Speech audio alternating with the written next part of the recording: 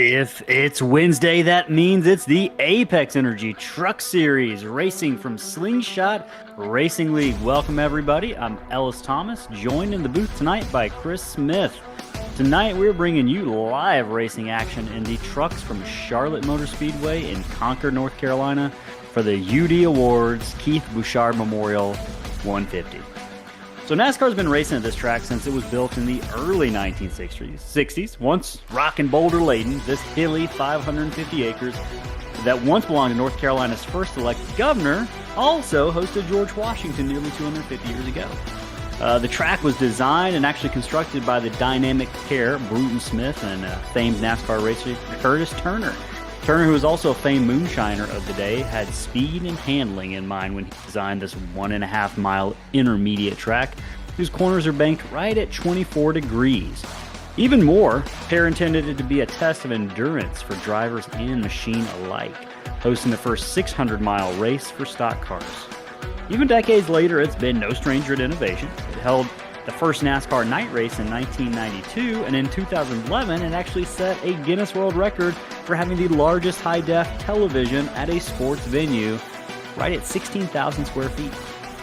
So, Chris, this was a track that almost never was. After opening in 1960, the owners discovered it was going to take a lot more money than they thought they had to remove a bunch of granite from the track, and they actually ended up a year later declaring bankruptcy.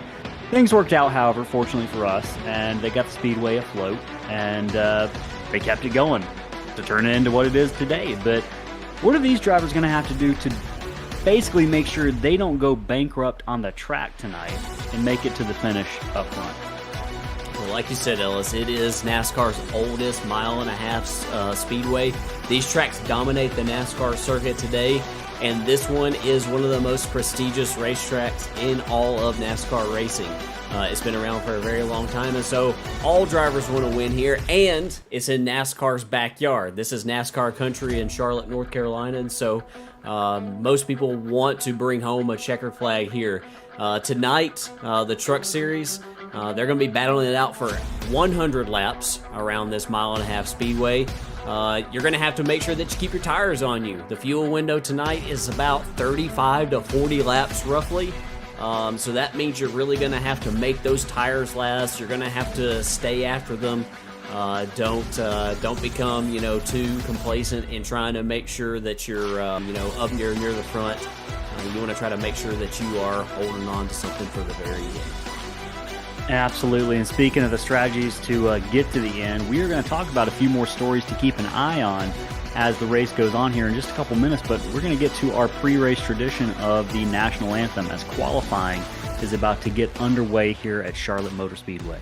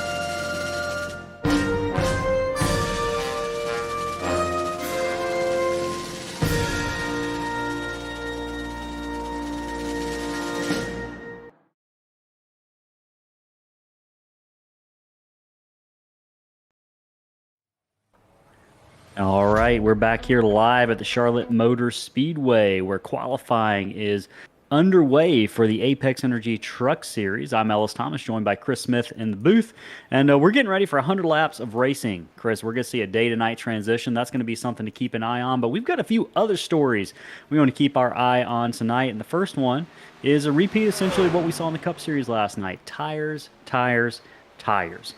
Drivers are going to need to take it easy on their tires, and that's become a familiar refrain in the Slingshot Racing League. But what do you do to take care of it? What exactly does that involve for people who might not be aware of what that means, Chris? Well, the biggest thing is just trying to make sure that you don't have, that you're nice and smooth and steady all the way around.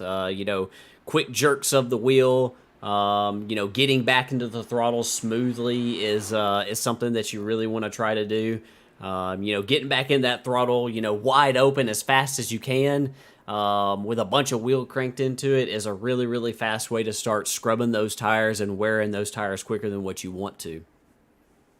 Absolutely. And one thing that's going to eat those tires up a little bit more than drivers would like is running that high line. That's something we talked about a little bit last night, but these drivers are going to have a choice. They're going to run around the bottom of the track, or are they going to stay high and carry a little bit of speed off that corner? It's a trade-off, obviously. You're carrying more speed, but with more speed comes more tire wear. So one of the things, Chris, I noticed about last night was a lot of passes were made on the outside, and those guys running on the outside really gave and made life difficult for those drivers they were trying to at least hold on to position for running on the inside. Can we expect more of that outside line kind of working in tonight?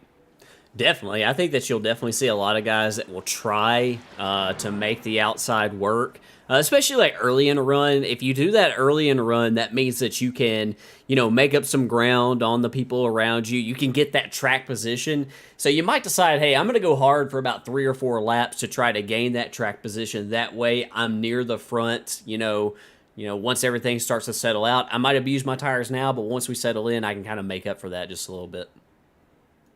All right, and with that kind of same line of question, if we got side-by-side racing, there's always the chance of a caution. That's one thing we're going to be keeping our eye on tonight. We've had 2 different types of Truck Series races play out in as many weeks. We had a trip to New Hampshire 2 weeks ago where we saw 17 cautions, which is not what we like to see in Slingshot Racing League, but we followed it up the week after at Indianapolis Motor Speedway with a race that saw only 2 cautions. So I'm not a betting man, but if we're playing the over or under, what would you set that number at tonight, Chris? I'm not sure. I'm hoping that it's under what we had at New Hampshire. I think that we'll have more than what we had at Indy last week. But I mean, I'm confident that we'll have less than what we had at New Hampshire. I'm hoping that was just an outlier for us as Tarun Motorkirky makes his way around the track right now. But yeah, I would suspect that we have more than Indy because you are running closer together here than you are at Indy, but less in New Hampshire. Absolutely. And last story we'll discuss is just briefly mention this 52 car. Keep the 52 car in sight is one of those tips for success tonight. Johnny Rapp's got 2 wins in the Apex Energy Truck Series this season, and he's going to be chasing another one tonight as qualifying comes to an end. So this week, we actually lost one of our drivers, Keith Bouchard. Keith was a newcomer to our truck series, but he was a staple driver and a founding member of Payday Racing, which is one of the teams that we have called our friends in Slingshot Racing since we've started. And he was friends with many of the drivers in our. His teammates told us he was a great teammate, but they also said Keith was an even better friend. Tonight, we are thinking about Keith and his family. Several drivers are actually going to be running decals on their cars to honor him. And actually tonight, here in just a moment, we're going to see 3 of Keith's teammates running his paint scheme that he ran for several races at the beginning of this season. And they're going to actually pace the field 3 wide as we honor the driver of that number 64 truck with a moment of silence here in just a minute. But before we get there to that pace laps, we are going to go through the starting order for this race. So we'll pull up the grid. And on the pole, it should not surprise anybody, Scott Sobczak, who was not able to run in the Truck Series, gets another pole, or not able to run the Cup Series last night, gets another pole in the Truck Series this week. He's going to be followed by Chase Berry on the outside line. Great starting spot for Chase. Johnny Rapp, as we mentioned, is going to be starting in the 3rd slot. Jeff Pogo on the outside of row 2. Evan Pienta, who's had a good run, our Daytona winner, is going to be starting in the 5th slot. Josh Ward, who's also won a race this season, going to be starting on the outside of that 3rd row. Andrew McGronigle, who we've seen have a lot of speed this season, with a great finish in New Hampshire, but he hasn't been able to close the deal quite yet. Rye Jones, 8th. Patrick Daubenberger, 9th. Tarun Motorkirky starting 10th. Nick DeCesare in 11th. Matt Kuntz in 12th. Zachary Dowson 13th, and Jay Heishman in that purple truck tonight, starting 14th. Shane Bradshaw starting 15th, Timmy Emanuel 16th, 17th is going to be Nathan Rogie, Trevor Trago 18th, Patrick Colby 19th, Brady Powers starting 20th, and the rest of the running order in the starting lineup will scroll through as we take a look at this 3-wide pace lap. We're seeing Johnny Rapp, Chase Berry, and Rye Jones all sport that paint scheme that Keith Bouchard did for the first few races of this season. As we mentioned earlier, we lost Keith earlier this week, and we're going to take a quick moment of silence as these drivers make their way around the track, led by these 3 Payday Racing cars.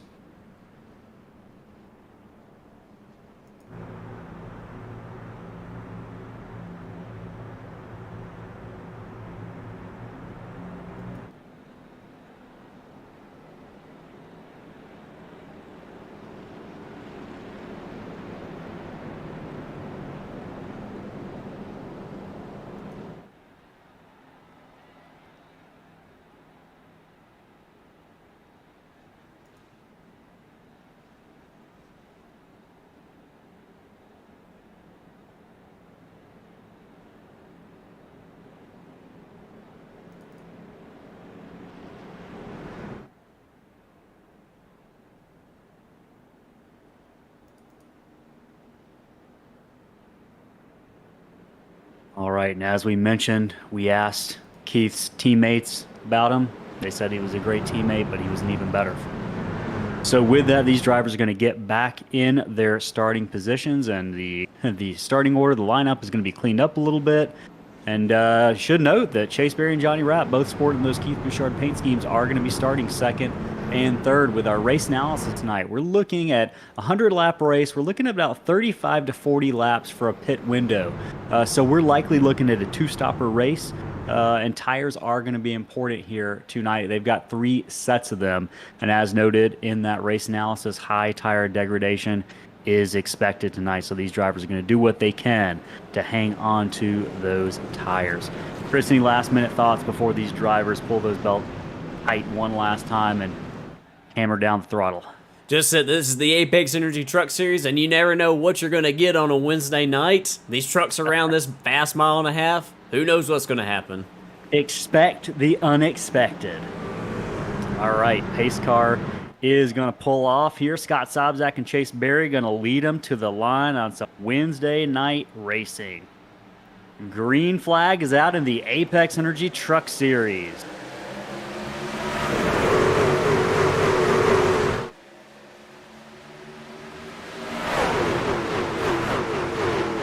Sobczak electing to stay on that inside line. It looks like Chase Berry having a little bit of issues on the outside line, maybe not getting the run that we're used to. He's going to sneak right in behind Evan Pienta, running in the 3rd position right now. Oh, we got some contact already.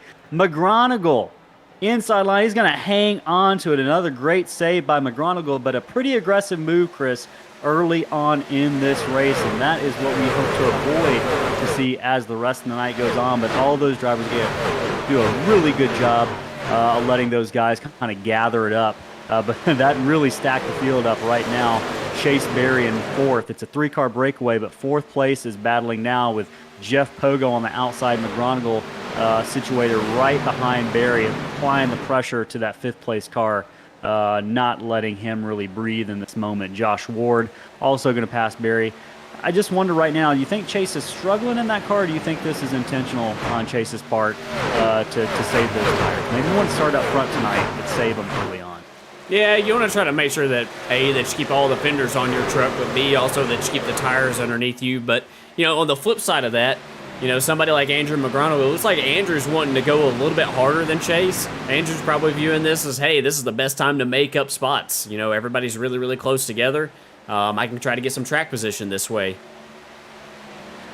Absolutely, and there's lots of track position to be gained here as these drivers cross onto the front straightaway, and they are, you could throw a blanket over them at this point. Right now, Sobczak is in an early lead, but Johnny Rapp is second. Battling right now with Evan Pienta for 3rd place. Jeff Pogo sitting in 4th. Josh Ward in 5th. Ry Jones in that Keith Bouchard paint scheme in 6th.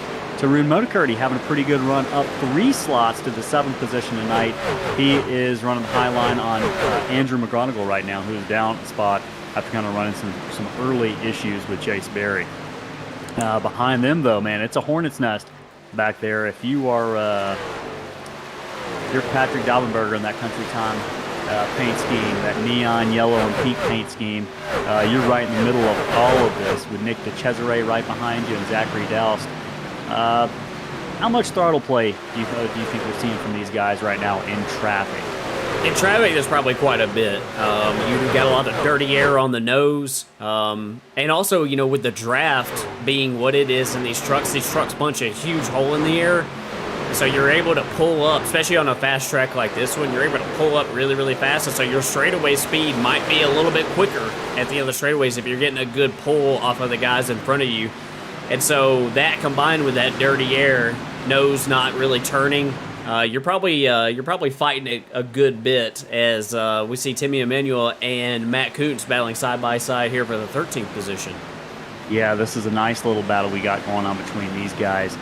Hey, in the chat, we got Gran Torino Sport and Apex Energy Drink, our primary partner, saying hi. Appreciate you guys watching, tuning in. And looks like Matt Kuntz is slipping back a little bit after having that battle with Timmy Emanuel early. And just watching that car, he's moving around just a little bit. I'm not sure exactly how comfortable he is, but it's not not looking like he's that comfortable right now. And let me tell you who's not comfortable, Brady Powers and Timmy Emanuel, who have some contact there on the front straightaway with Zachary Doust also kind of mixed up in all of that business with Chase Berry right in front of those guys. So right now, everyone is playing pretty nicely. We've seen a little bit of bumping and banging as we cross over onto lap 8 here out of 100.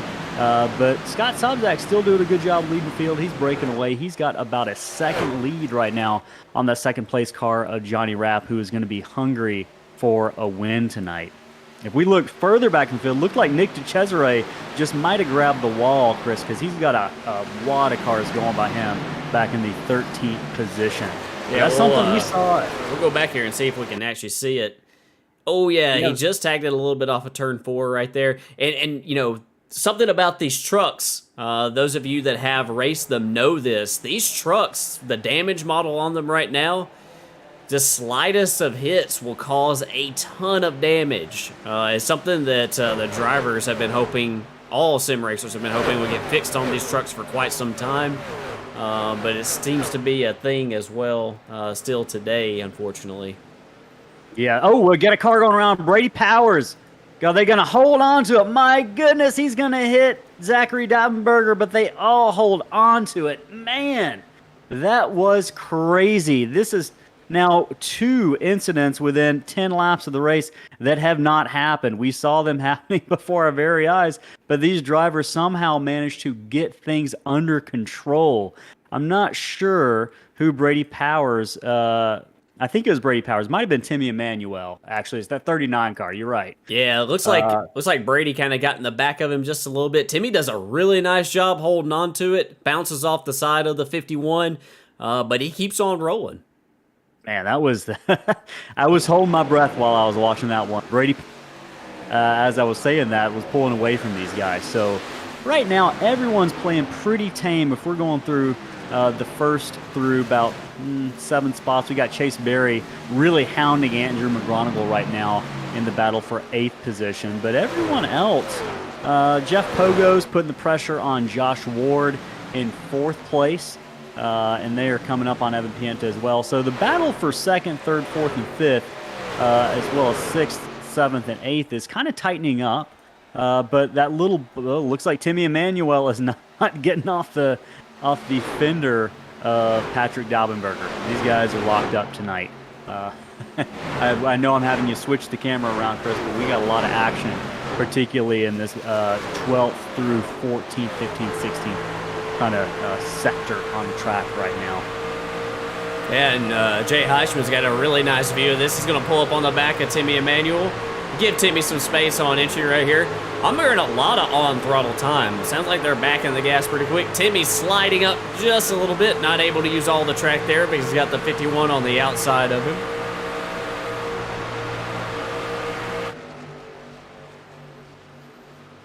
Man, what a pack of trucks right here. Yeah, this is a lot. You and me would normally be racing this race tonight. I'm almost a little glad that I'm not out there because I'm holding my breath quite a lot tonight as this battle for the 10th position continues. And you can see Timmy slid up the track a little bit. His car is starting to get tight on lap 15, and he cannot hold that inside line and keep the momentum he needs to. And he's going to lose several positions, and he almost makes contact with another car. I believe, is that Shane Bradshaw we're looking at? That is. I believe so. Yeah, the 88 of Shane Bradshaw. They got really close together. It looks like the left side of Shane's truck is scuffed up a little bit, so there might have been some contact made right there, but these guys are starting to get it figured out. As I say that, Trevor Trago is going to try to make a pass on the 88 of Bradshaw. Yeah, this is going to be something I think is going to be interesting to watch tonight. This is one of the patterns I'm noticing as we get close to 1/5 of the way through the race. These guys, when they're starting to use up those tires, when they start to feel them, they're sliding up the track a little bit. And the question is the driver on the outside of them going to be ready for that? I think I would not be surprised if we saw at least one incident caused by that sort of dynamic as we go through the heat. All right, so recapping, we actually have a pass for the lead. Jeff Pogo. Actually, no, never mind. My data was wrong. I was a little confused there for a second. Scott Sobczak is still in the lead, about 0.8 up on Johnny Rapp, who is making up a little bit of ground in that Keith Bouchard special paint scheme. Tonight, Evan Pienta is holding station in 3rd. Josh Ward in 4th. Jeff Pogo in that Ken Block tribute scheme running 5th. Ry Jones, 6th. Tarun Motorcurdy having a pretty quiet but a pretty good run tonight. He's had some struggles early this season, but Tarun putting together a pretty good race so far. 18 laps into this 100 lap UD Awards Keith Bouchard Memorial 150. Andrew McGonigal, Nathan. Man, if we've seen two drivers kind of locked up all season, it's Andrew McGonigal and Chase Berry, and I know these guys have found themselves running next to each other pretty much on the track all night together, at least for the first 15 minutes or so.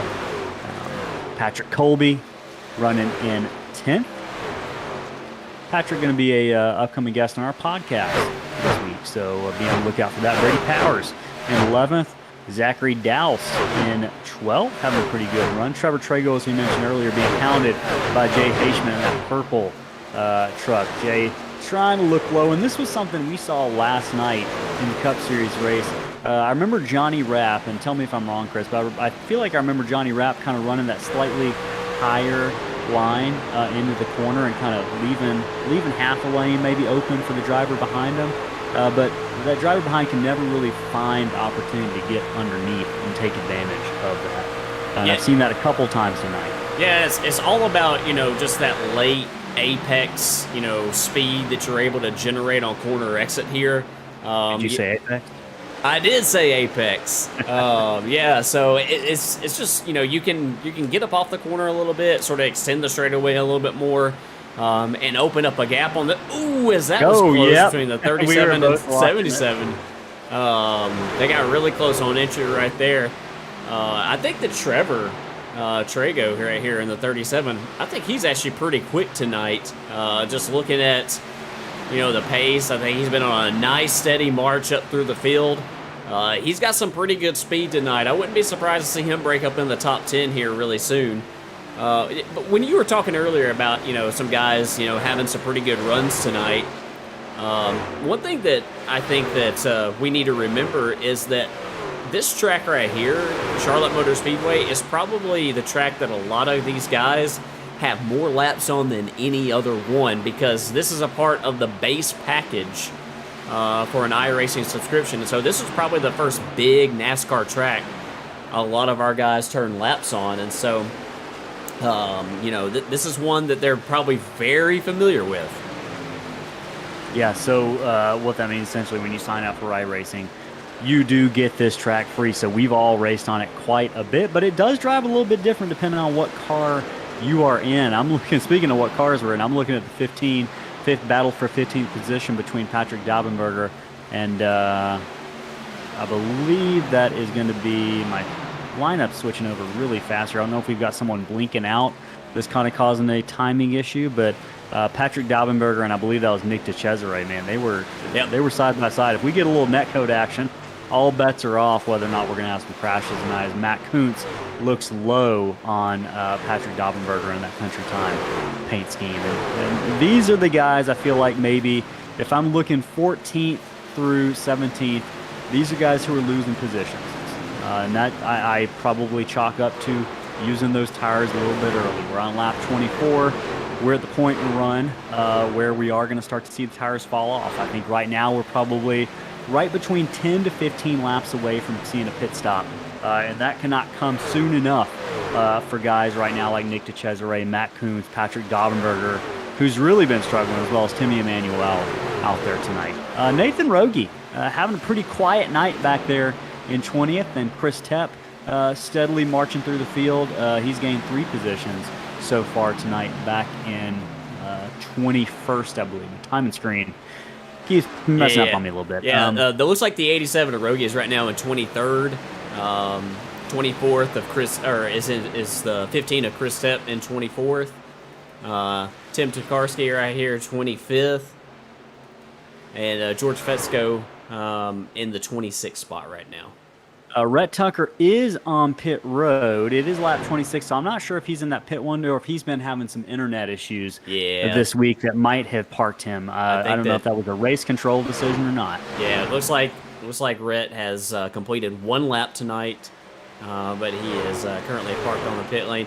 Yeah, what I'm noticing, I'm seeing a lot of trucks with banged up right sides. We saw the 87. He's got the right side all banged up on his truck.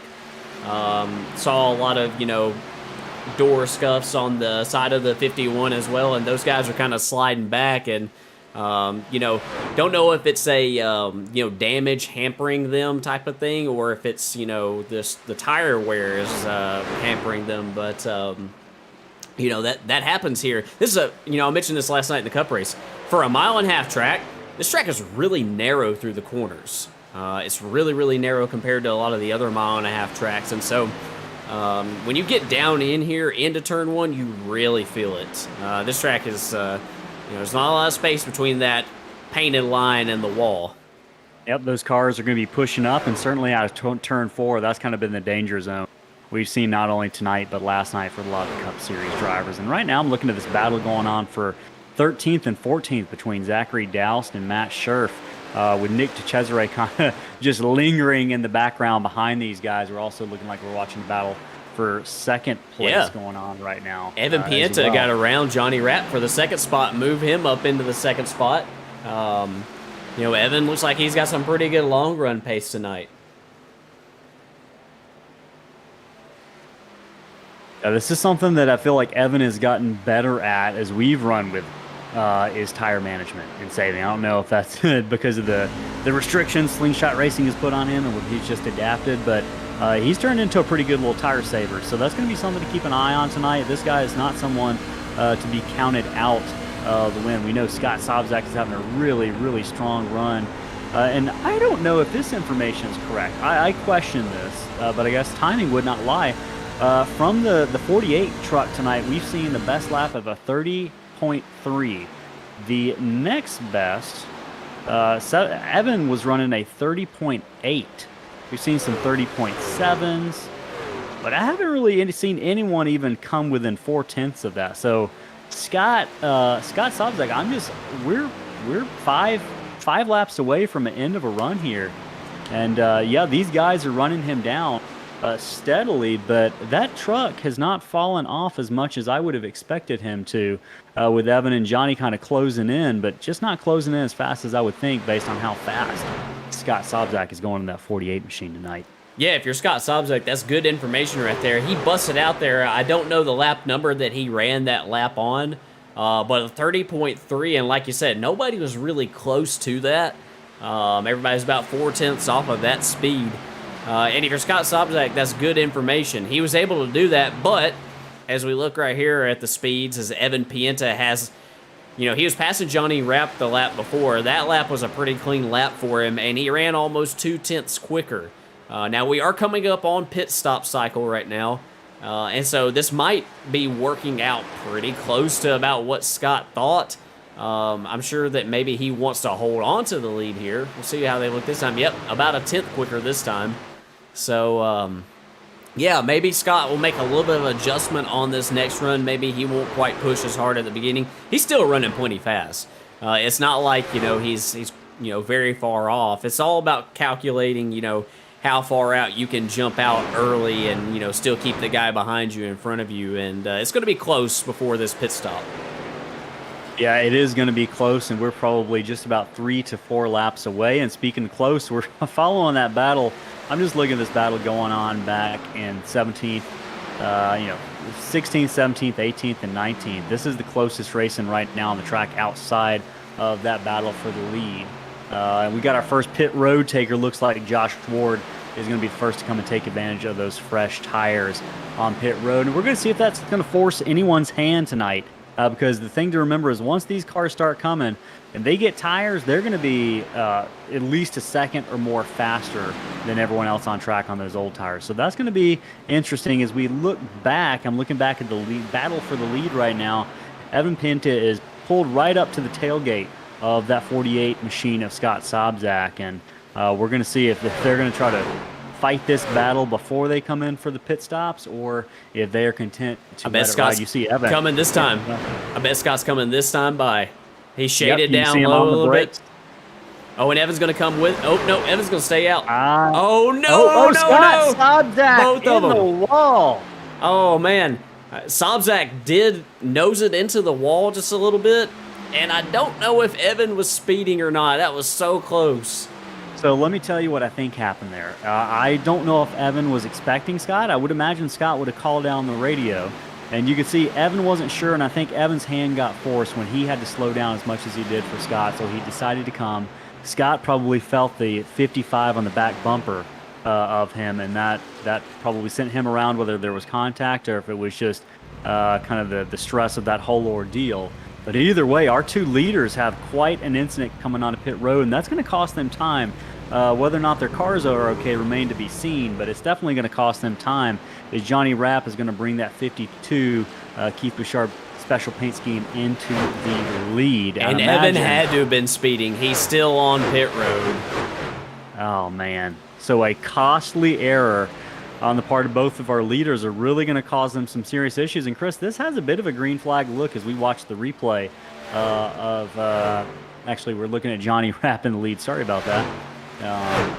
He crosses the line. We are in lap 38 right now of 100. And this thing has been green all the way. We've had a couple close calls, but with that incident with Evan and Scott Sobczak on pit road, Johnny Rapp has got maybe the opportunity to run a couple more laps here and stretch this fuel mileage out. And if we get a green flag pit stop at the end, that could save him some time on how much gas he's got to put in that thing. So that's going to be something to keep an eye on as we go, as we're watching the battle here back in the field just a little bit between Trevor Trago, Brady Powers, and some other cars. Looks like Timmy Emanuel as well.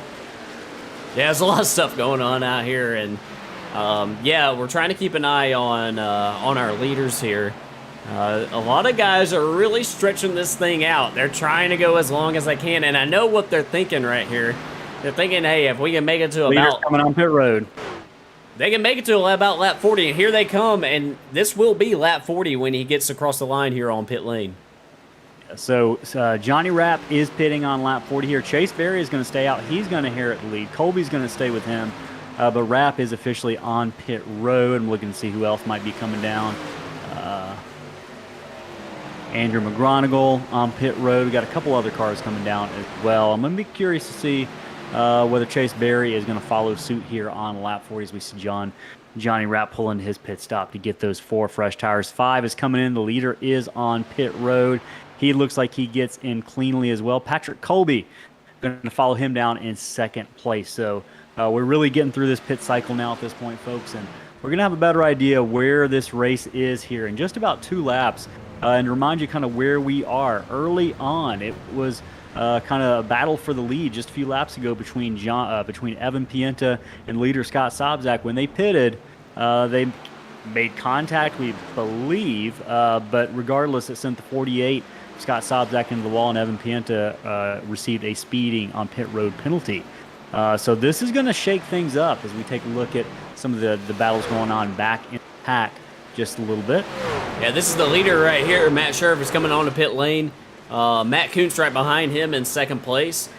These guys are some of the last ones. In fact, I think they are the last 2 to pit here on lap 41, coming to lap 42. Important to note that they have stretched it this far, and I think that that's going to possibly come in handy. You know, if you try to go as long as you can, go about to the lap 80 mark, and that you get a late caution, you can find yourself in a pretty good position here, possibly. Yeah, I think you are absolutely right about that. Some of these guys are going to be stretching this pretty far. And right now, where that puts us on lap 42, Josh Ward, who has won a race this season, is the new leader. Jeff Pogo is in second place. Rye Jones in third. Scott Sobczak, after having that pit road incident, is sitting in fourth. Patrick O'Toole, looking to see if my timing is off a little bit. Johnny Rapp is in the 5th spot. Shane Bradshaw, yeah, I think showing up. Yeah, I think that Trevor Trago after Johnny Rapp in the 6th spot. Chase Berry currently running in the 7th position, the number 5. Patrick Colby in the number 9, currently running in the 8th spot. Andrew McGronigal in the 94 is running in 9th, and we do have a battle for 10th right now between Tarun Modicurti and Shane Bradshaw. I'm going to have to exit out of my timing screen real quick See if I can get that refresh. So give me just a second. Yeah, and while you're doing that, we'll take a look at some of the lap speeds this time by.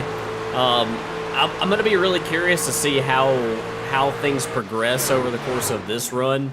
We saw Josh Ward pit fairly early. He was not the earliest one, but as far as like our top 5 guys, he was. He came to pit road about 11 laps ago, whereas Jeff Pogo in the second spot came 10 laps ago. And Johnny Rapp running in the 5th position, he came just 5 laps ago. So I'm going to be watching Josh Ward just got into the wall, by the way, off of 4. Yeah, let's go back and see if we can get a good look at this. So he is our leader. Jeff, the leader run into a little bit of trouble. Yeah. Kind of a familiar story tonight as we are on lap 46-100 here at Charlotte Motor Speedway in the Apex Energy Truck Series race from Slingshot Racing. It looked like he just pushed it a little bit off of that corner a little bit too hard, and it felt like maybe more of a kiss than a real hit. But nonetheless, we know how these trucks accumulate damage, and the damage model is not particularly friendly to these trucks in this most recent update. But Josh is going to maintain the lead, but what I did notice is that is going to allow Jeff Pogo to draw just a little bit closer. He went from about 0.8 of a second back to now 0.6 of a second. Scott Sobczak has pulled it back together to take that 3rd position away from Rye Jones running 4th. Johnny Rapp still lurking back there ever so slowly. Just looking at pit times. No, I think all these guys took tires. I don't think there was much of a choice. Yeah. I thought for a second maybe Johnny Rapp did not take tires, but no. Yeah, it looks like everybody definitely got forward. But what Johnny did do, along with Chase Berry, they waited a very, very long time. They waited a long time. Not quite as long as Matt Kuntz and Matt Scherf, but they did wait quite a while. So we'll see if that pays off for them.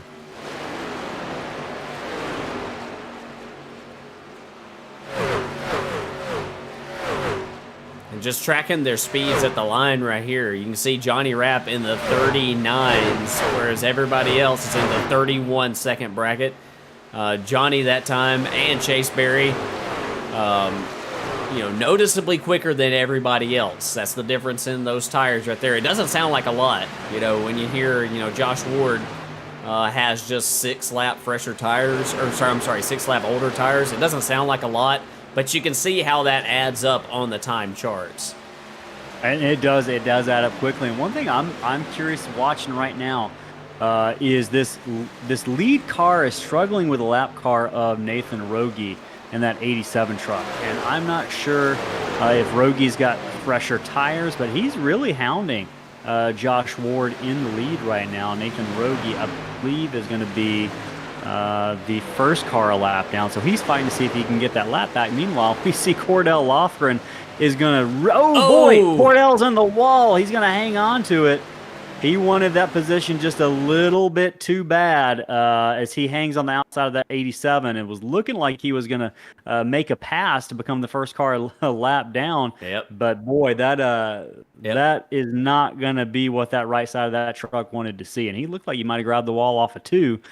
Just a little bit later there. So, but right now, caution is on the racetrack. I believe, let's see if we can find out. Shane Bradshaw is going to be responsible for bringing out that caution. We are on lap 51. See if we can see what happened. Yeah, Shane Bradshaw got in the wall, and he just drove it down the track. Not really sure what happened there.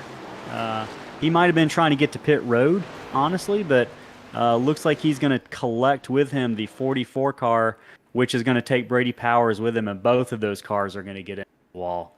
Yeah. So I think that this is a situation right here where, Shane grabs the wall right here, and you want to stay up there. You want to try to stay up there because the guys are coming really, really hard and really fast. And unfortunately, collected a couple of guys in the process. We'll try to take a look at Patrick O'Toole here and Brady Powers. We'll try to rewind here and see if we can get a look at this from their perspective, see how much damage they might have. Oh no, and Patrick O'Toole is, I'm going to go ahead and say that one is done for the night. I think you're absolutely right. That was that was what we call a tragic low right there from Oh, that 44 yeah. of Patrick O'Toole. And I think Brady Powers is going to have some pretty extensive damage as well that is going to take a lot of time to fix. And we see Nathan Rogie going to claim that lucky dog. And I don't know if pit road was open that time. I believe it was. And we didn't have any takers. I was curious to see. We did have some. Oh, did we? Yeah, it looks like Chase Berry did come down the pit lane. Trevor Trago as Trevor well. Trago. This had to be a fuel-only stop for these guys, and just looking at their times on pit lane. We got some other ones that are on the pit lane, but I think that these guys right here are trying to get some damage fixed. They're taking this chance right now. Filled up with fuel. Maybe go ahead and get some body work taken care of. We did see that battle for the lucky dog between the 87 and the 83, and the 87 squeezed the 83 into the wall, ran him out of room, and that's gonna pay off for him because he wound up getting the lucky dog. Yeah, they're just there. Uh-oh. Something's going on with the 88 back here on the backstretch. Not sure what he's doing. Oh, this is not good right here. You don't want to see this. No, what happened there? He just was trying to woe it up. Yeah. Don't know what was going on there. So did he inadvertently take out Brady Powers 2 times in a row? That's what it looked like. I was trying to go back and see if I saw anything else maybe that the 22 did to him, but see if we can ride on board here and listen. See if maybe he downshifted too soon. I don't know. Don't know what happened there. I think he might have locked up his brakes, and that I don't know. It doesn't look intentional to me. It looks more like a mistake, but either way, those two cars need to stay away from each other probably the rest of the night with 45 laps to go, as we are under caution here in the Apex Energy Truck Series Wednesday night race in the UD Awards Keith Bouchard Memorial. Let's reset right now. We are on lap 54. Josh Ward in that 92 truck is your leader. Jeff Pogo with a good run going in second. He's up 2 spots on the night. Scott Sobczak, early leader, but ran into some problems on pit road, is third. Ryan Jones, who's been in that top 5 all night, lurking in fourth. Johnny Rapp, who I just have to imagine is just biding his time right now, running in fifth. Patrick Colby, great run going for him in sixth. Matt Kuntz up 5 positions on the night. And I do want to mention Patrick Colby up 13 positions on the night. He is our biggest mover right now. Up in 8th, Chase Berry, who we know did come in just a moment ago. He's coming in again. He Chris, dare I say, do you think he's going to try to make it? It would be hard to do it. 45 laps. Yeah, it would be hard to do this. If this thing goes green and we see him and the 51 and some of these other guys that are coming to pit lane here, who else was that? It looks like the 77 Zachary Dowse. If we see some of these guys clutching it and trying to drive really, really slow around here, it might become very, very clear what they're trying to do. Yeah, so we'll be keeping an eye on that. Hey, and if you're in the Twitch chat right now, if you're watching one of our viewers, we appreciate you. And hey, I'm curious, yes or no, do you think we are going to have another caution before these 45 laps are up tonight? Just let us know in the chat right now as these drivers make their way into turn 3. Josh Ward is going to be the control truck on this restart. Josh Ward is right now, I'm looking at our standings, I believe he's the point leader. For some reason, actually, Josh Ward is second. Yeah, Josh Ward's going to be the control car on the restart here. Jeff Pogo to his outside as they come to get the green flag. Green flag is out. It's about to be out. Maybe. Now it's out. There we go. And Josh Ward's going to get the jump on that restart. Jeff Pogo is going to drop down. He's going to want that inside line coming into turn 1. Scott Sobczak looking to see if he can make up some ground after leading the first 45 laps or so before he came in and spun it on pit road. Jeff Pogo going to make a run at the lead here in that number 43 truck. He is going to the front. This is maybe the first time I think we've seen Jeff lead all season long. He's a great driver. He's a fast driver. We see also Patrick Colby look at that high line. That number 9 truck is flying. Josh Ward's going to move up there to block that run that Patrick Colby has. Jeff Pogo got to be loving what he's seeing behind him now. We are 3 wide almost for second place. Josh Ward's going to slip in right in front of Rye Jones. But, man, Patrick Colby on that 9 truck, Chris, he is on a mission right now, as I imagine he's going to try to run up on top of Jeff Pogo here. He is going to take the lead. Patrick Colby is going to come off the corner with the lead. Yeah, and he has a little bit fresher tire right now than Jeff Pogo does. He has about 6 lap fresher tires than Pogo. So, this was a really, really good restart for Patrick. And if I'm him, I'm going to try right now not to push it necessarily as hard as I can because I've got the fresher tires. Let's try to keep this track position. Let's try to stay up front, though. Hey, Apex Energy Tommy in the chat asking, did I miss the Apex Energy truck? Well, Tommy, the bad news is Chris and I are not normally in the booth tonight, but our normal broadcaster, Tony, is trapped in the blizzard right now. So the 2 Apex Energy truck drivers are your broadcasters tonight, unfortunately. Hey, we'll get out there next week. We'll get after it. We'll go for some good finishes next week. Right now, though, Patrick Colby running up at the front. He's got about a 3/10 of second lead on Jeff Pogo. And Johnny Rapp, I'm telling you, he's on that same kind of tire lap count as Patrick Colby is, as we see him make a move to the inside of Jeff Pogo. Johnny Rapp is also on the move, and I just have to imagine Johnny's going to be there at the end. Johnny's a guy who saves his tires. Patrick Colby, that's something, let's be honest, Patrick has struggled a little bit this season with saving tires. He's been fast early on in runs, but we've seen him fade. So that's something I'm going to be watching here as we cross over on the lap 60 with just 40 laps remaining, is whether or not that 9 truck can stay out front. Yeah, and, like you said, he has had a little bit of trouble with saving that tire and, not burning it off. But, sitting where he's sitting right now with a little bit fresher tire, it kind of takes the pressure off of him just a little bit. Speaking of pressure, you got a pressure cooker here going in the 6th battle for 6th position between Scott Sobczak and Josh Ward, as well as Trevor Trago. Yeah, sorry to cut you off there. No, you're good. Trevor Trago, I saw him on that first run, and I just really liked the way that he was coming up through the field. I really liked what I saw out of that truck. It looked really nice on the bottom, really tidy line. I think that he's going to be up in the mix of this thing before it's all said and done. Started outside the top 10, and here he is knocking on the door of the top 5. Yeah, he's up 11 spots, and here he's going to make a pass for 6. Trevor Trago is just one of those silent soldiers. When he marches through the field, he does it in a very quiet, kind of inauspicious sort of way, which is he is doing tonight. Right behind them. Yeah, go ahead. I'm sorry, I was just going to mention, he did come to pit road. I don't know.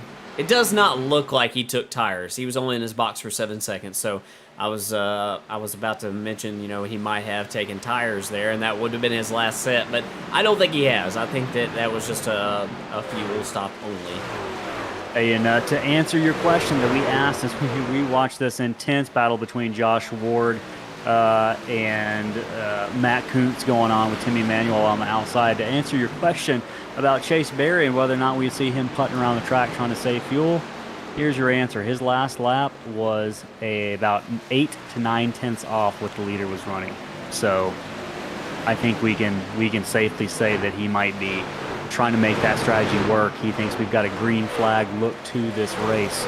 And right now we do, but we are watching the battle that is going on, this Hornet's Nest, from about 7th on through about 13th or 14th. And these guys are side by side.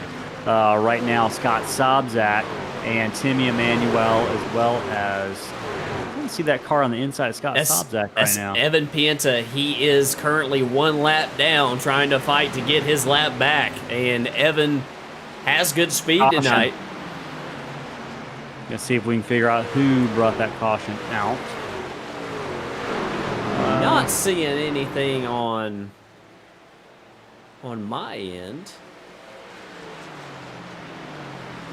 This might be one right here, Ellis. I think that you might have to make. Other than, let me see. I wonder if it was Cordell Laughlin, possibly.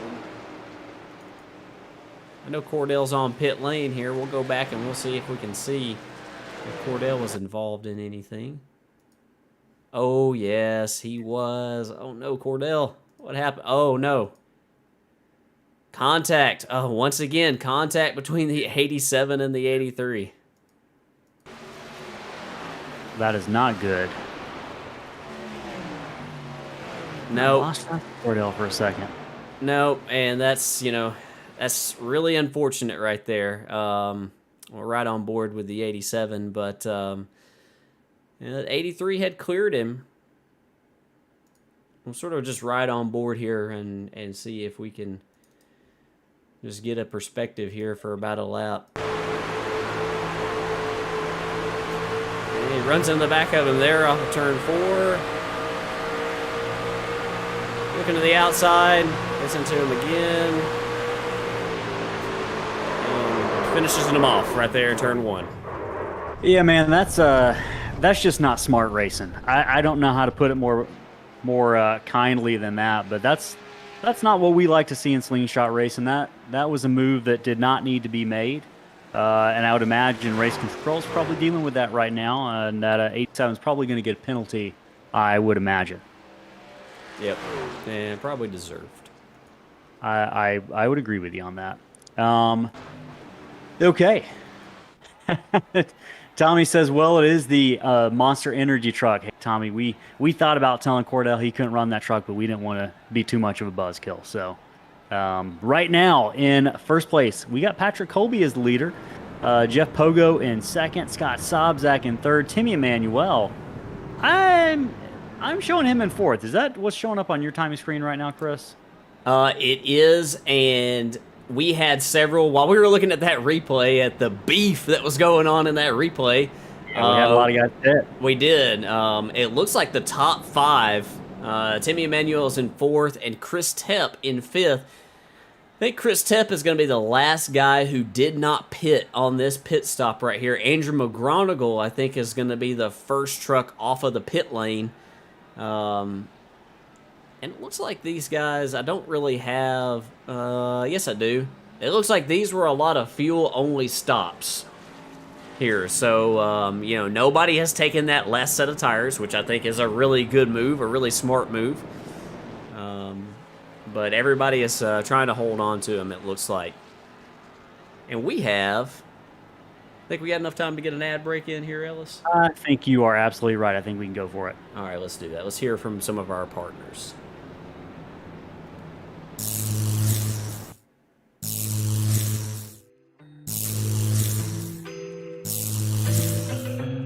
How do we get these one-of-a-kind amazing trophies? Well, we were fortunate to find UD Awards when we started our league.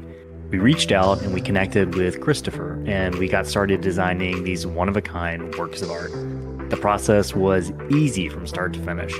After just a few revisions, we finalized each one of them, and the team at UD got to work building each trophy from scratch. They're a small team, but they've got the ability to do just about anything your brain can imagine. And don't worry, if you're not an artist, they've got an entire catalog of unique trophies in pretty much any material you can imagine. Wood, acrylic, glass, and in the case of last season's trophy, metal. The best part, they're affordable.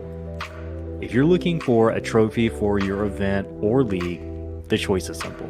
UD Awards can give you exactly what you want.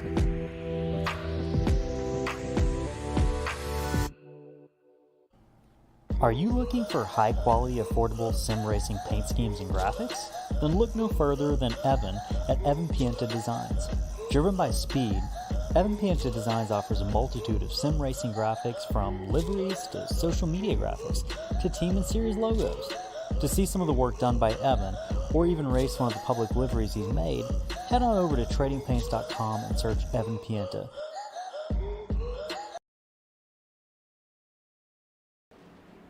All right, and you are looking live at the Charlotte Motor Speedway as the Apex Energy trucks cross down the backstretch. We are on lap 69 of 100. We're going to have a restart here with about 31 laps to go. We're coming off a caution where we saw the 87 truck of Nathan Rogie take out the 83 of Cordell Lofgren, but up at the front, we've got a tight battle shaping up tonight between the 9 truck of Patrick Colby and the 43 of Jeff Pogo. And then we've got some tire strategy kind of playing out. We got a couple guys up here like Timmy Emmanuel who are on older tires along with Colby and Pogo. But you've got some guys who are going to be on fresh tires right behind them, Chris. So that's going to be the story to watch as the pace car gets ready to pull off. The 9 truck will be the control truck. Let's watch these guys on fresh tires, see how they're able to thread the needle here through the field. Green flag is out. Patrick Colby brings them to the line. We are on lap 70 of 100 in the Apex Energy Truck Series. Colby going to jump out to an early lead. Jeff Pogo ducks down to the inside line, down in turn 1. Scott Sobzak right behind him. We got a log jam way back in the 9th and 10th position between, looks like Chris Tepp might have been a little bit slow on the restart there, but that's got all sorts of trucks backed up right behind them. We've got a pass for the lead going on. Jeff Pogo making a run at Patrick Colby, but he's going to have to wait at least another lap if he's going to see that one through. But we've also got Andrew McGonigal really hounding Scott Sobzak right now, and Timmy Emmanuel hanging on to 5th place, with Trevor Trago kind of quietly monitoring the situation behind them in 6th place. So right now, just to kind of give the viewers a bit of information on what the tire strategy is looking like. These first 3 cars are on old tires. They are late in a run. Andrew McGonigal, the first car on new tires. Timmy Emmanuel on 18-lap old tires behind him. And pretty much everyone else through 13th is on these newer set of tires. Well, so we got multiple strategies shaping up. Yeah, I don't think that Andrew McGonigal is actually on newer tires. I think that Andrew came to pit road on that pit stop, so he has a lot more fuel in his truck, but by the looks of it, he was only on there for fuel. I think that everybody has one set left.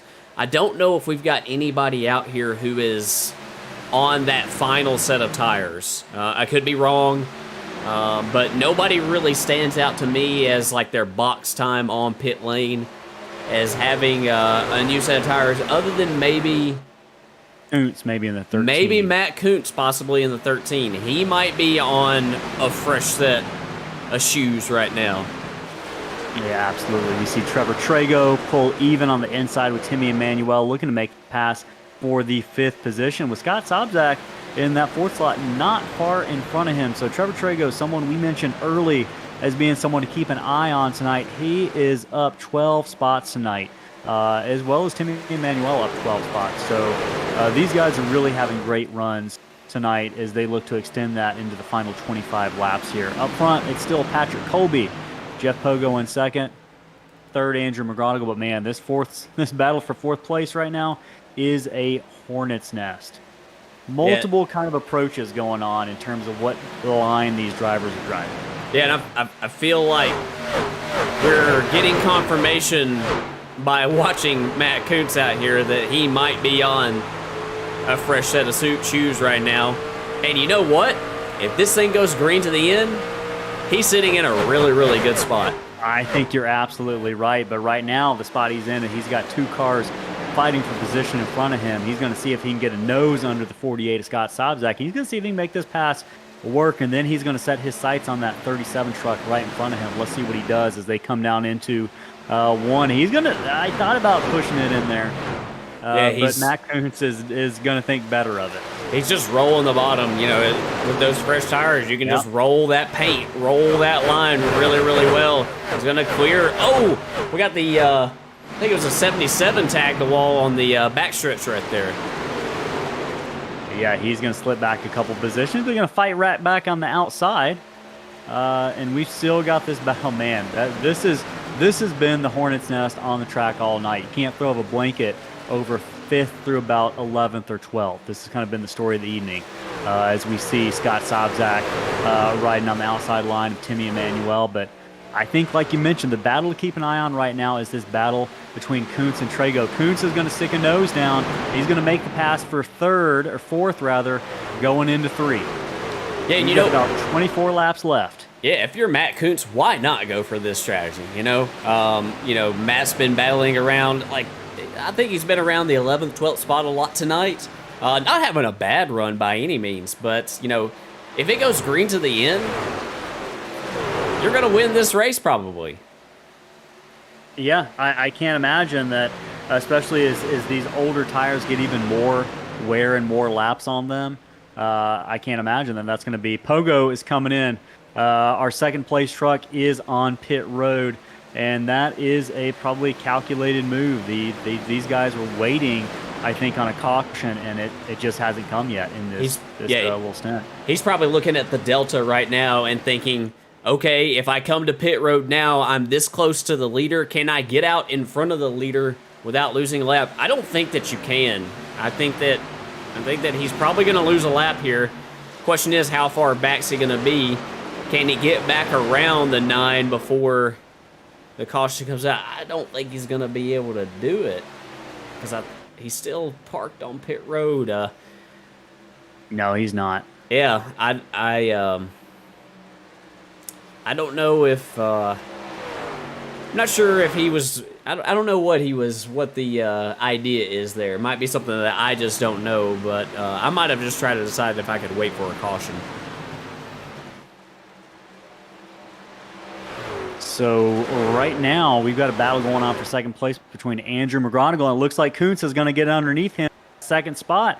He's probably going to clear him going into 1, and Matt Kuntz, the guy on the freshest tires right now in that top 5, is in second, and he is setting his sights with 20 to go on Patrick Colby. And if we're just comparing lap times right now, I don't know if this is the most accurate gauge, but Kuntz had a 31.8. Patrick Colby had a 31.9, so Kuntz over about a tenth faster on a lap where he was making a pass. So I think we're really going to start to see him close in here in the next couple of laps on that lead. And like we mentioned before, if this race goes green without a caution the rest of the way, which is looking like a real possibility, I don't want to put the jinx on it. But we're going to get one. Yeah, Matt Kuntz is sitting in a good position right now. Hey, let's go through the top 10 and check on how these guys are doing. Patrick Colby and Matt Kuntz up front. Andrew McGonigal slipping back to third place. Trevor Trago, the Silent Warrior, in fourth place. Johnny Rapp lurking back there in fifth, but he just might not have the speed tonight. He's looking to make it a pass on Trevor Trago right now. Yeah, as I say that, he is getting underneath the 37 truck. Timmy Emanuel in seventh. Josh Ward in 8th. Zachary Douse having a really good, solid run, moving up 13 positions tonight. In 9th, Patrick Daubenberger, after some early race stress and trouble, is in the 10th slot. Rye Jones is 11th. Tarun Modicurti in 12th, and then Evan Pienta involved. 2 crashes tonight, sitting in 13th position. Caution is out right as Kuntz draws up to the back bumper. Let's see if we can figure out what happened. It looks like it might have involved.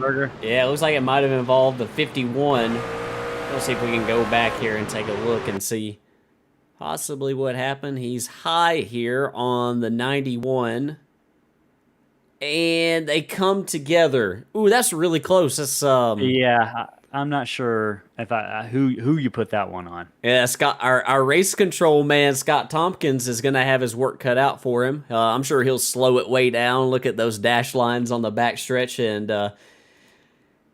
see what he can tell from that. Yeah, that's really, really close. I don't want to speculate, and I don't want to say, who might get it, because that's a tough job. Yeah, it is not a job I would want for sure. And this is going to bring all these leaders except Matt Kuntz down pit road, Chris. I know. A heartbreak for Matt Kuntz in that 13 truck tonight. That was really looking like he was going to be in a good position to maybe get his first Apex Energy Truck Series win, and not going to happen tonight. It's not looking like. Yeah, that's going to mean several drivers do have a chance. That's a good call, though. It's hard to fault him to try to make that call. It almost worked out for him. I like the thinking and I like the gamble.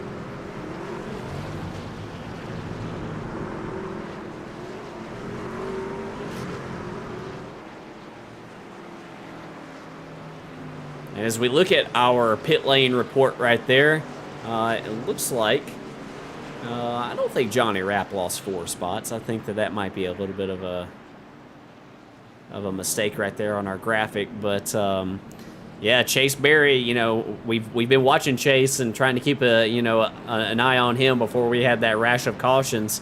No saving fuel now. It's time to get after it and go. Yep, these drivers are going to be giving it all they got. This restart's probably going to be with about 13 laps to go. And I'm just looking through the field, seeing if we can talk about any other drivers. Jay Haishman, he's kind of had a quiet night. He's having a good run. I think he stayed out of trouble. He's been in some of those stressful Hornets' nests, but he's having a good night so far. A nice, quiet, kind of consistent night. And, hey, in these Truck Series races, especially at a track like this, I'll take that any day. So I'm just looking through the field. We've got the leaders going by some of... I think everybody's on the 2 to go now, so we might have time to get in one more break if you'd like to do let's that. go for it. Yeah, let's do it.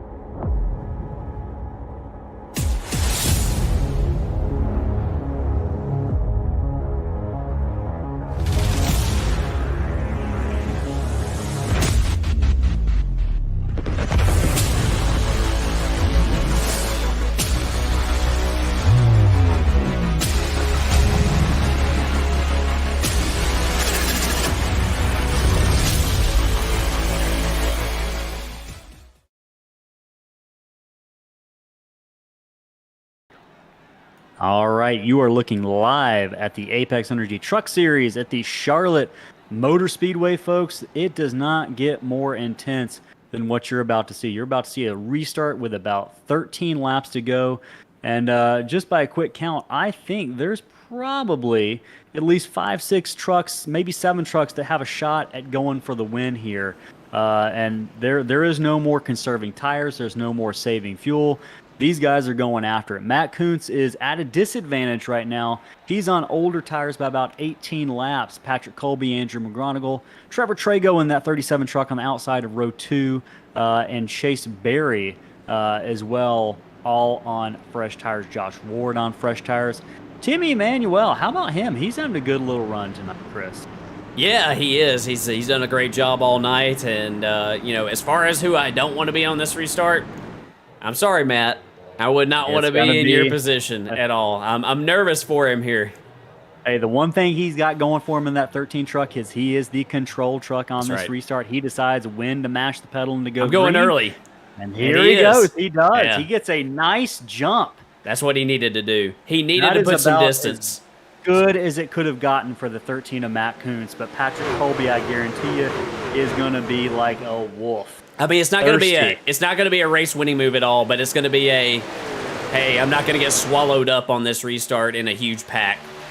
Yeah, absolutely. Patrick Colby is going to duck down to the inside line to make that pass for the lead into turn 3 with 13 laps to go, and Matt doing what he can to hold on, but McGonigal carry that speed and make that pass for second place before they cross the line. So right now we're looking at McGonigal maybe having the opportunity to make a run at the lead on Patrick Colby. We got Chase Berry, the guy that we talked about watching early on, maybe saving tires, and he put himself in a good situation. He's in 4th.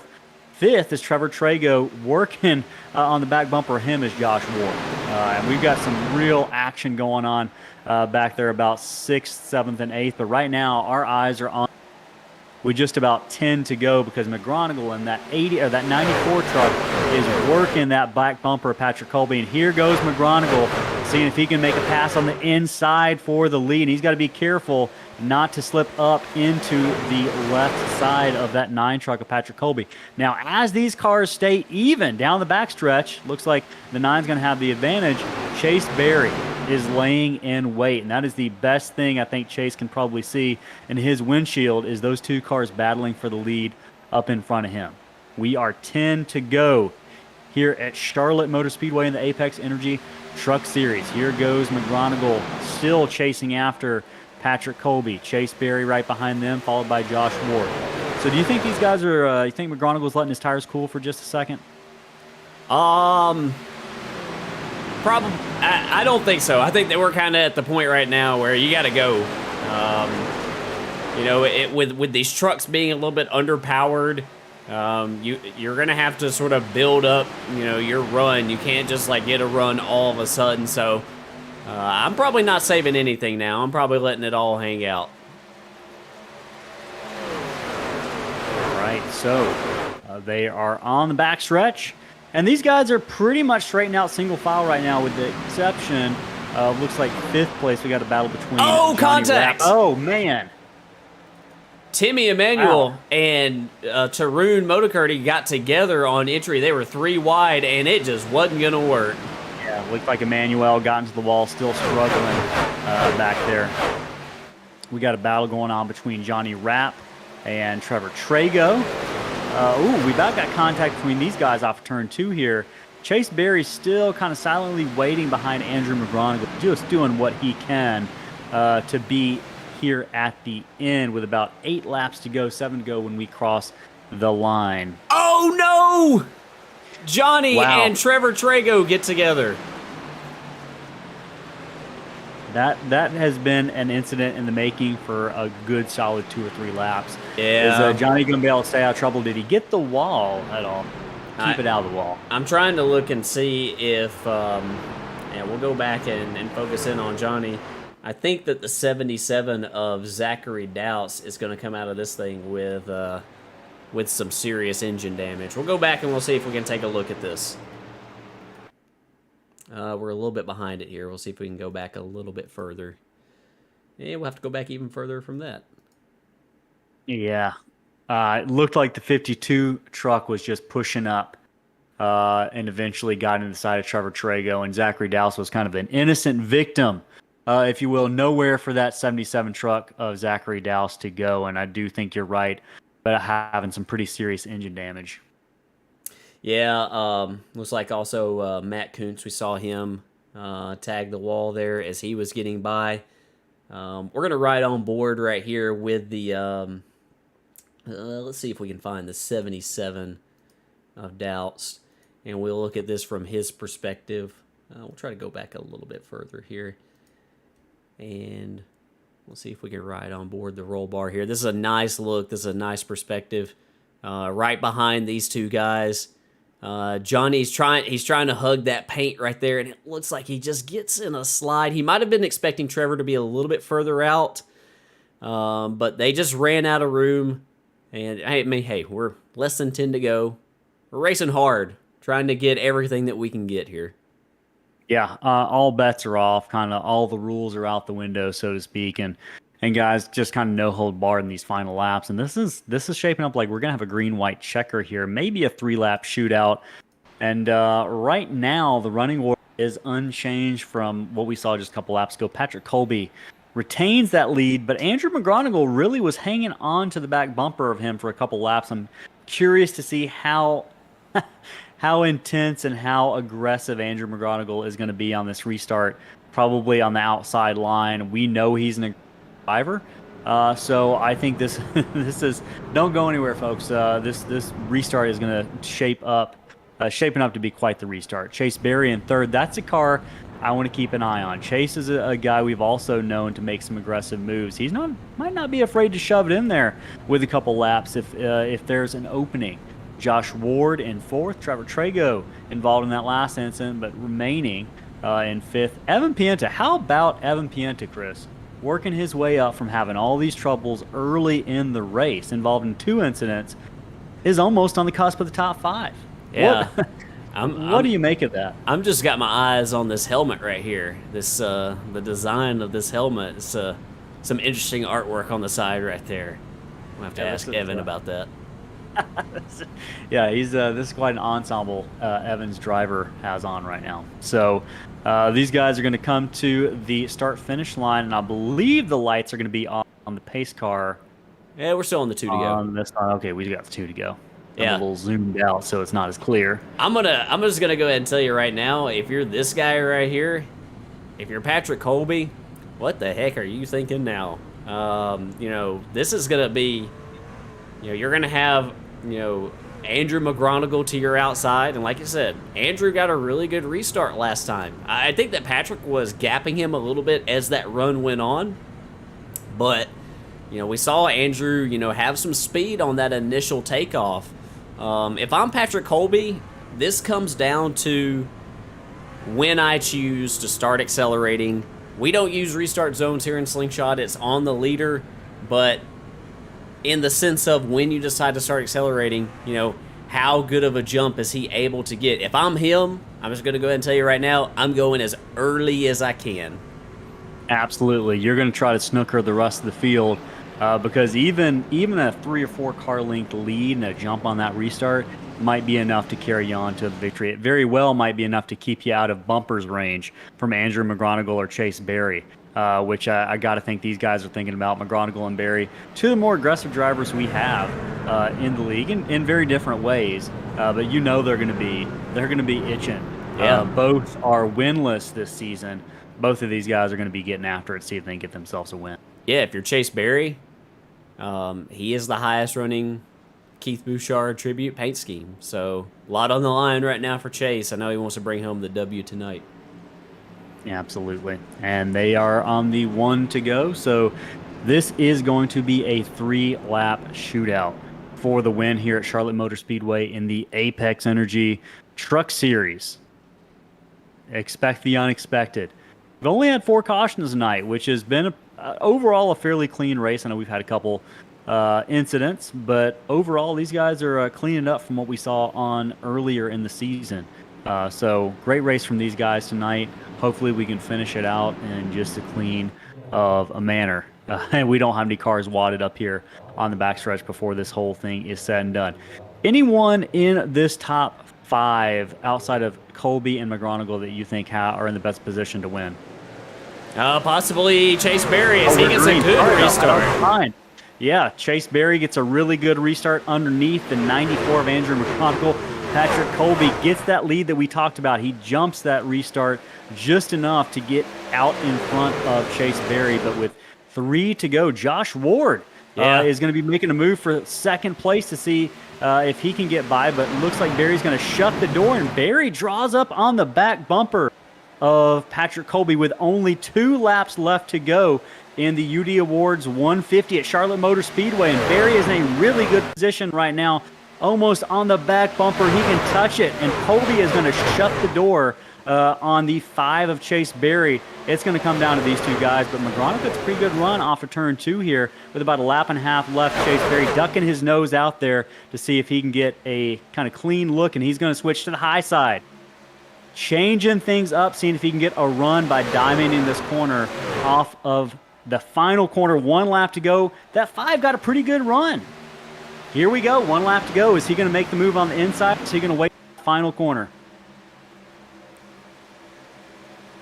He's going to have a really good exit off of this corner, Chris. Yeah, he's got to run. He might have a chance here. He's going to have to send it. He's going to have to send it deep. It's the only chance he's got. And he's not going to be able to get there. Oh, he's going to go for it. He's going to go for it. Is Patrick Colby going to slide up? He's not. Patrick Colby going to bring that 9 truck to victory lane for the first time this season. Chase Berry gets turned at the line by the 94 of Andrew McGronigle, but he is going to cross the line in 2nd, ladies and gentlemen. Great racing there at the end. Patrick Colby is going to take his first win of the regular season. Chase Berry is going to finish 2nd. Andrew McGonigal is going to finish third. Wow. What a race. What a race. I thought we were going to see maybe the 5 put the bumper to the 9, but it ended up being the 94 that put the bumper to the 5. I'm not sure if that was just kind of incidental contact at the end or if that was intentional. I want to take a quick look at that finish, though. Yeah, and as we see Patrick Colby come down the front stretch right here, as you mentioned, Ellis, this is his first Slingshot regular season win. He's been really aggressive all season. He's been wanting to get a regular season victory. Congratulations to Patrick Colby. You can catch him on Monday nights with the Slingshot Racing League Fantasy show. Those guys, Patrick and Austin, did a really great job as he burns it down here on the front stretch. Absolutely. And we are going to interview these top 3 drivers here in just a moment. We get them into the broadcast booth. Give me a second to hunt them down. I'm going to pull in Andrew McGonigal. Got to find him real quick.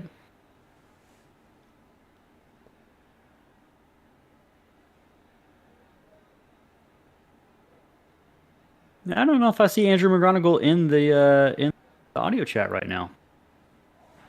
All right, well, that means we're going to cut to our second.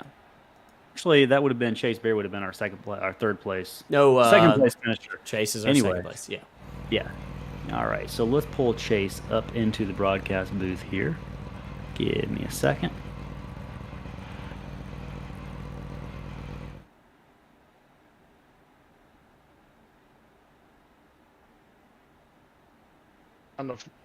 Chase Berry, sorry I had to pull you from your conversation, but wow, crazy finish there at the end. Mm-hmm. Congratulations on the second place finish. Did you think about putting the bumper to the 9 at all there? No. I mean, I thought about it, but he's always raced me clean. Like, same thing with Aaron. I know he's with Aaron and everything, but like, if you've raced me clean in the past, I'm going to give you the same respect. Like, he's never pissed me off at all. So I was like, okay, if I had a chance to, maybe, but I was going to want to beat him fair and square. And plus, we're running for Bouchard tonight, and that's how Bouchard would want it. Absolutely. I think a lot of folks watching tonight were probably rooting for one of those Keith Bouchard trucks, and you almost did it. Talk about the tire strategy. Was there a point, I'm just out of curiosity real quick, was there a point in that race where you were going to try to make it to the end on fuel on a really long fuel run had it gone green? Yeah. So the first run, I actually was like, yeah, man, I kind of just not want to take tires. And they're like, man, let me take tires. Let me do what Johnny does, because I've had bad luck with this stuff. So caution comes out. I was like, all right, well, I got the freshest tires, so I was able to make 42 laps while everybody else was making 40-ish. So I was able to make like a lap and a half extra. So I pitted, topped off, and I started clutching on the entry, and I was able to still keep up, like not lose crazy amount of ground. I was able to make it on that long run. Like, I was probably about a lap to the good halfway through that run. Hey, So, well, would have been all right. yeah, it was not to be, but you still brought it home in second place, so congratulations on that finish. Any quick shout-out for anybody before we send you on your way? Man, yeah, I'm just trying to calm down. Yeah, you guys for broadcasting, stepping up and broadcasting. Johnny, for making these vehicles, whatever. All the boys back at Payday, and especially, trying to get one for Bucci, his family. Hope it all goes well for, them, and hope they get through this. And it sucks. I mean, but, gotta do what you gotta do. Go must go on. Yes, sir. All right. Hey, well, congratulations. I know it's not the win you wanted tonight, but good job on that second place run. Have a good evening. Well, thank you. Thank you. All right, so you heard from Chase Berry, our second place finisher. Andrew McGonigal is now available. He was our third place finisher, so we're going to bring him in. And Chris, you want to handle this one? Sure. Andrew McGonigal, driver of the 94. This is Slingshot Racing Booth. You got a copy, bud? Yes, sir. Hey, man, so we sort of followed you all night, all the trials and tribulations that you went through all night. Talk us through your evening and, the sort of the run to the finish there. Did you think you might have a shot at it? If I got a better restart, I botched that one. First, I want to apologize to Chase for some foul language at the end of the race. Thought that was him retaliating at the end, but it was not him, so he didn't deserve the foul language. However, a lot of people want to talk about racing with respect, and he's the one that seems not to give an inch most of the time. So, yeah, it was a good race. Got underneath Chase on the first lap, and he drove me down the apron and raced the first 40, 50 laps with damage. Able to get that fixed, and that damage was just god awful down the straightaway. And yeah, like I said, botched the final restart where had a chance to restart side by side with Patrick and just didn't get it done. Yeah, so we saw that long green flag run that we had. We had some green flag pit stops earlier in the race. Talk about the tire wear tonight. Was it as aggressive? Was it as as big as it seemed on that long green flag run? Man, for me, I really couldn't tell. Like I said, I had damage on the right front, which just caused it not to roll. My tire wear was good. It was like 68, 70 on the right front after that first green flag pit stop. That's not too bad. And yeah, just couldn't get it to go down the straightaway. And once the damage was fixed, the truck woke up a little bit. Cool, man. Well, hey, you had a great run all night tonight. Are there any shout outs that you want to give before we let you go to here tonight? Yeah, I got to thank, you guys put on a great series, great broadcast. Red Tucker Racing, all the guys that put this series together. All right, man. Well, hey, that's our third place finisher tonight, Andrew McGonigal. Andrew, congratulations. Great run tonight, man. Thank you. All right, so there is one finisher left to hear from, and that is the winner. Tonight, we're going to bring Patrick Colby into the booth.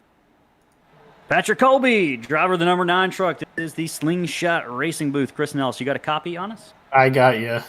Wow, that was quite the finish. I felt like we had multiple finishes there with the cautions coming out towards the end. Man, talk to us first of all about, let's just talk about that last restart. Walk us through kind of your mindset coming to the green flag and how that whole thing played out. I knew I just had to get a good jump and get clear, and if I could get clear, I could block enough of a run anywhere that he might have it with like arcing really late that I could hold him off. So that was just kind of the goal, was to get clear and then act like it was a plate track. Yeah, and how nervous were you coming into 3 on that last lap coming to the checkered flag? Did you were you confident the chase wasn't going to turn you around? But I know you had to see that front bumper there. I knew he was going to drive it in there really hard, whether we made contact or not. I wasn't going to give him the bottom either way and give him an opportunity to kind of slide up and clip a quarter panel. Chase is a great guy and raced around him a lot. So I wasn't too worried. I definitely expected a shot in the back, but I'd rather him hit the back bumper than the side of the truck. Absolutely, and we were talking about it here early on. We pointed out that you've been fast this season. You've had some speed, but the staying power hasn't been what you would have liked it to be. But tonight, that wasn't so much of an issue. Once you got up to the front, man, you were up there. Talk to us about kind of your tire conservation, which we know was kind of the game all night. Did you really feel like you were saving hard, or were you kind of still getting after it? It was kind of an in-between. There were definitely moments where I felt like I was saving pretty hard and I wasn't really going anywhere, and it was hard to fight that urge to kind of push the truck a little bit harder. When you're out in clean air, like that was kind of the most important thing, which I know after we got, I think, the caution around 55, I may have flung it 3 wide a few times because I knew I just had to get out in clean air, and I could hopefully save more tires out there and check out from the field. Awesome, man. Well, it was a great performance tonight. You're going to give us something to talk about in the podcast Absolutely. today night. So, hey, good timing on that one. You've been doing a great job on the fantasy league preview show that we do on Twitch on Monday night. So, yeah, man, keep it up. We appreciate everything you do. You got any shout outs for us before you go? My teammates, man, from last night, Tony Hilbrands and Aaron Smith, because without them, I wouldn't be nearly as fast as I am. I've certainly gotten a lot faster from racing with them, getting to be in chats with them and getting 133 laps worth of practice last night certainly didn't hurt any. Yeah, awesome, man. Hey, well, we appreciate it. Go celebrate and enjoy. Absolutely. Thanks, guys. Thank you very much. Absolutely. All right, so you heard it from the 933 laps of practice last night paid off. He channels that into a win. tonight. A fairly convincing fashion. He had speed all night. Chris, let's walk through the finishing order and see where, if you're watching, where your favorite drivers might have finished the race tonight. Unfortunately, looks like we got a little bit of a glitch right there with the 16th position. Tarun Motokurgi did finish 16th, but Patrick Colby is your winner tonight.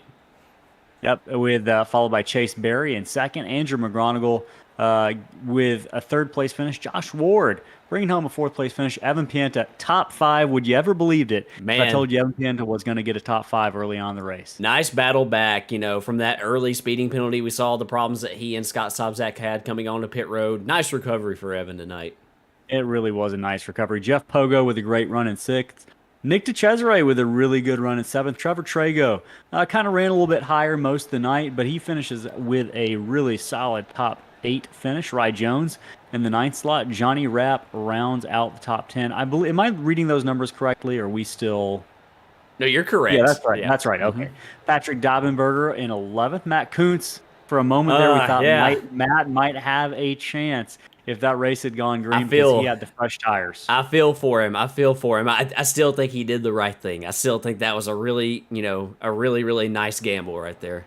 Yeah, I think you're absolutely right. Timmy Emmanuel, really strong night going early on, but he had an incident that put him back to 13th. Chris Tepp, really good run, 14th. Scott Sobczak, I think he had speed most of the night until he got into that pit road incident with Evan Pienta early on in the race, but I'm not sure what happened to Scott Sobczak late in the race that sent him all the way back to 15th. So that is your top 15 finishers. Hey, Patrick Colby's now at the top of the heap.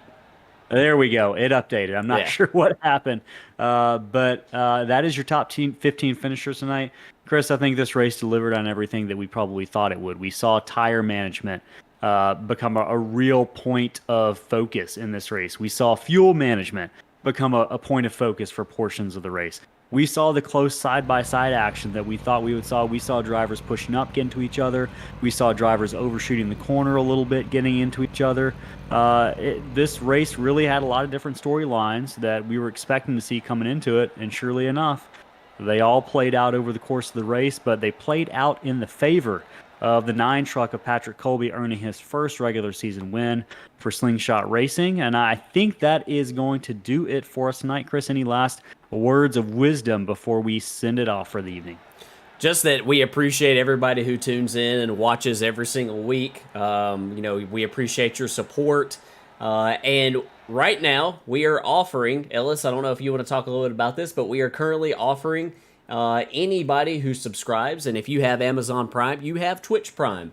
If you could drop us a subscription, that would be awesome. That would help us out tremendously.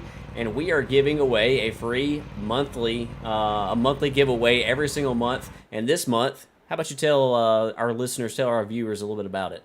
Look at that sharp baseball hat with that Slingshot icon logo on it.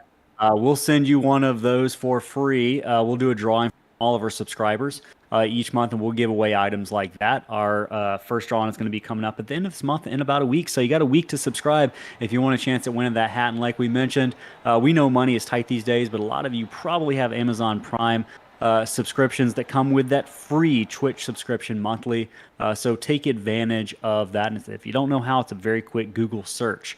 We also, what you get for your subscription is you get to watch every race ad-free. You don't have to watch any pre-roll ads. You don't have to see any ads in the middle of the race. And we'll also throw some custom badges your way, depending on what level of subscription you get. You can see the badges that will be next to your name in the chat. So yeah, take advantage of that. Help us grow our channel, and help us get these drivers as much attention as possible, which they deserve. So you can do that at any point. We appreciate your subscription or even a follow. Just by clicking on the bottom right hand of the video, that purple follow button helps us a lot. And so I think tonight delivered everything we had hoped and more, Chris. It was a fairly clean race, and I think it's something these drivers can hang their hats on as we head into next week's race. And I'm not sure, I don't have the schedule pulled up in front of me. A lot going on tonight, but next week, I believe, I'm trying to figure out where we're headed. So then pull it up quickly. I think it's Iowa, if I'm not mistaken. Yeah, I think you're absolutely right. It's Iowa. And that's going to kind of be a blend. It's not a full short track. It's a little bit more than a mile, and it's going to bring its own kind of set of issues and storylines we're going to be following next week. But for tonight, that's going to do it, folks. Hey, if you tuned in, we appreciate you, and we will catch you on the flip side next week. This has been Slingshot Racing in the Apex Energy Truck Series. Have a good night, everybody.